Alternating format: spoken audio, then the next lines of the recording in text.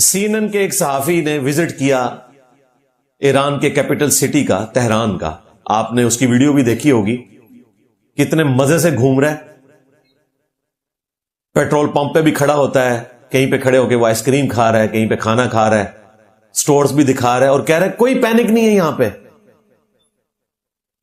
بالکل نارمل زندگی ہے.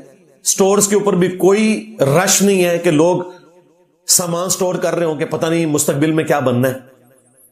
اور یہ سی این این، امریکہ کا سب سے بڑا ٹی وی نیٹ ورک، یہ رپورٹ کر رہا ہے. کسی مسلمان ٹیلی ویژن کی رپورٹ نہیں ہے، ان کا صحافی. اور یہ وہ سی این این ہے جس کو اسرائیل نے پابندی لگا دی ہے انٹر ہونے کے اوپر کہ وہ رپورٹنگ کرے. وہ دکھا ہی نہیں سکتے کہ اسرائیل میں کیا ہو رہا ہے.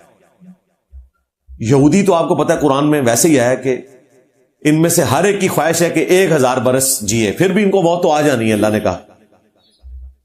اور مسلمان ہر وقت اپنی جان ہتھیلی کے اوپر رکھ کے پھرتا ہے. اور جب میں مسلمان کا ذکر کروں تو آپ نے یہاں انڈیا، پاکستان، بنگلہ دیش کے مسلمان نہیں دیکھنے، ہاں ایران کے مسلمان واقعتاً گاڈ اورینٹڈ اور درود شریف ان کا تکیہ کلام. آپ کسی روڈ لائنر پہ بیٹھے ہوئے ہیں، اچانک گاڑی نے بریک ماری ہے تو سب نے پڑھنا ہے اللہم صلی علی محمد وآل محمد. یہ تکیہ کلام ہے ان کا. ٹرین رکی ہے، ہزاروں لوگ اتریں گے، یہاں تو صرف 2 یا 3 بندے اتر کے نا نماز پڑھتے ہیں. وہاں پورا وقفہ دیا جاتا ہے پونے گھنٹے کا، ٹرین پوری خالی ہوتی ہے، عورتیں الگ سے نماز پڑھتی ہیں، مرد الگ سے نماز پڑھتے ہیں، ہزاروں کی تعداد میں.